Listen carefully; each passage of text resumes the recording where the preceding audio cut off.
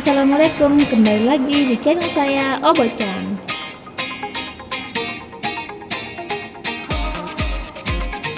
Jangan lupa di subscribe dan tekan lonceng.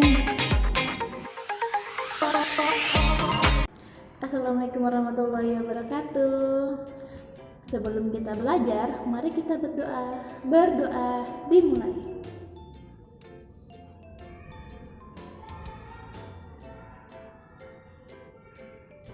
Berdoa selesai. Pada pertemuan kali ini kita akan belajar tentang bahasa Indonesia, IPA, dan juga IPS. Yang pertama, bahasa Indonesia kita akan belajar tentang bagaimana kita membentuk gagasan pokok, gagasan pendukung dalam bentuk diagram. Yang kedua, IPA, kita ingin mempelajari tentang bagaimana benda itu menghasilkan bunyi. Dan yang ketiga adalah IPS, keragaman agama yang ada di Indonesia.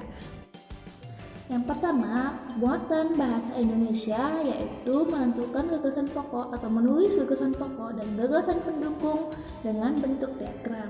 Jadi, kita sebelumnya itu membentuk gagasan pokok dan gagasan pendukung dalam bentuk peta pikiran, tapi sekarang kita akan membuat dalam bentuk diagram. Bagaimana langkah-langkahnya? Yang pertama adalah membaca dengan seksama apa teks yang akan diberikan, berupa paragraf ataupun beberapa teks yang berisi beberapa paragraf. Nah, yang kedua adalah mencermati setiap kata dari awal sampai akhir. Kemudian yang ketiga, kita menentukan mana yang merupakan gagasan pokok, mana yang merupakan gagasan pendukung. Kemudian yang keempat adalah gagasan pokok yang sudah kita tentukan tadi, kita buat diagramnya. Kalau gagasan pokok itu dia di atas atau di tengah. Kemudian gagasan pendukung itu berupa cabang-cabangnya, boleh di samping-samping atau boleh di bagian bawah. Oke, contoh bagaimana kita membuat gagasan pokok dan gagasan pendukung dengan bentuk diagram.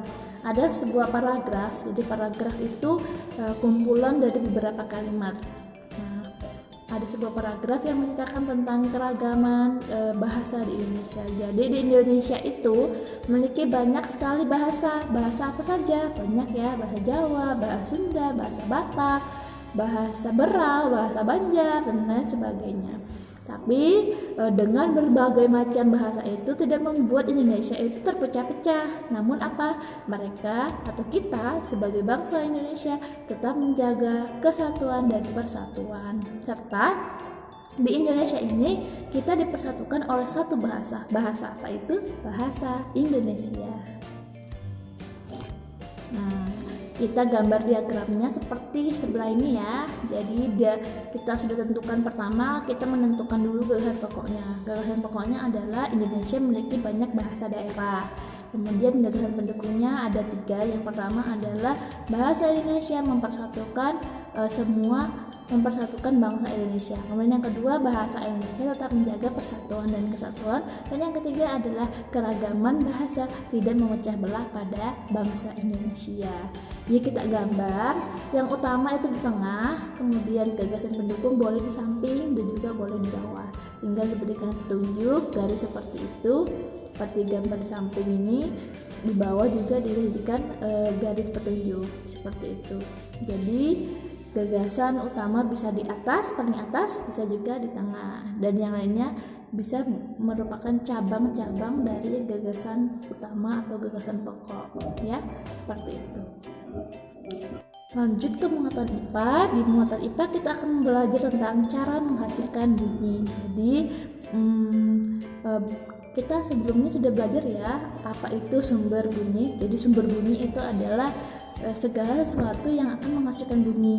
Contohnya ada contoh yang kemarin, alat musik yang bisa menghasilkan bunyi contohnya piano.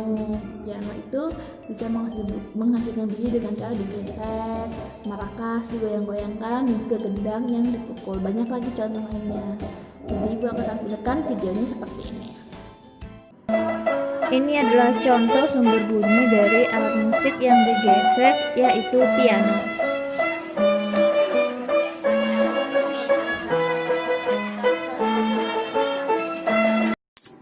Ini adalah contoh sumber bunyi yang digoyang-goyangkan, yaitu maracas.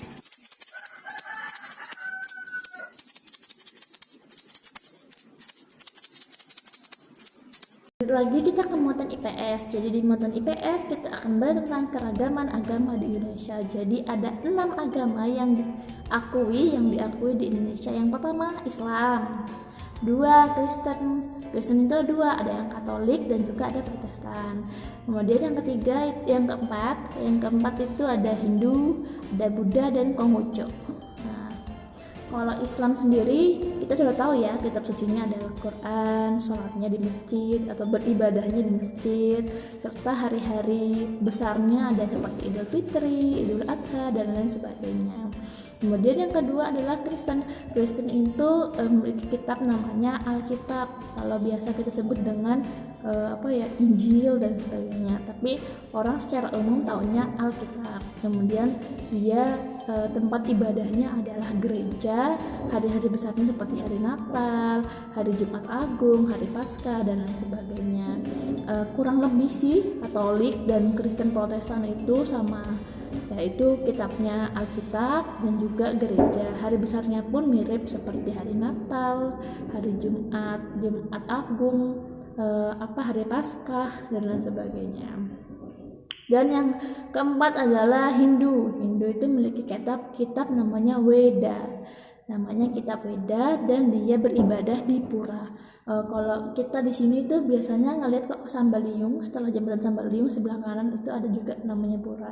Itu adalah tempat ibadahnya orang Hindu. Hari besarnya seperti hari Nyepi, Saraswati dan sebagainya.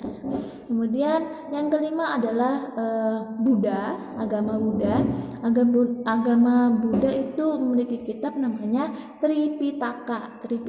Kemudian tempat ibadahnya adalah wihara. Kalau di Berau ini saya pernah lihat di Gunung Panjang, daerah mau ke Gunung Panjang, itu sebelah kanan itu ada vihara, tulisannya vihara bukan wihara. Vihara itu tempat ibadahnya orang Hindu. Hari besarnya seperti hari Waisak, hari Asada dan lain sebagainya. Kemudian yang terakhir, keenam adalah Konghucu. Agama Konghucu. Agama itu kitabnya adalah Shishu Hujing dan tempat ibadah di Kelenteng. Hari besarnya seperti tahun baru Imlek dan Cap Gomeh. Ini adalah tugas bahasa Indonesia. Silakan dibuka Bu Pena halaman 38. Tugas SBDP Bu Pena halaman 27. Tugas IPS Bu Pena halaman 28.